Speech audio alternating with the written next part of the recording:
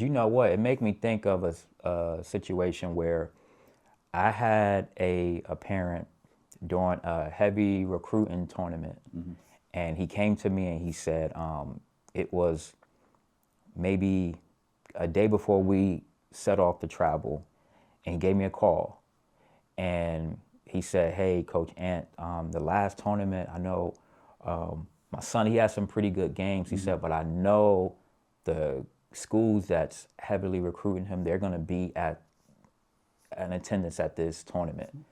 And he was like, a lot of the offense lately has been more, guard heavy. He was a forward, and he was like, if you can just craft something to make sure he is getting just a little more involved in the offense. And I was like, you know what? And the funny thing is, the way the flow of the game was, because we already had things set up for him to do his thing, but he was struggling a little bit trying to fit in because our guard play was so dynamic. It wasn't as if he didn't have plays, but they were just making it happen before he can get opportunities. Gotcha. That gave me an idea as a coach to say, now I was made more aware of that. So I'm like, okay, cool. So I made a conscious effort to draw up a couple different plays for him, a couple more actions with the dynamic guards who had the ability to get him and find him the ball, made them aware where they can find him.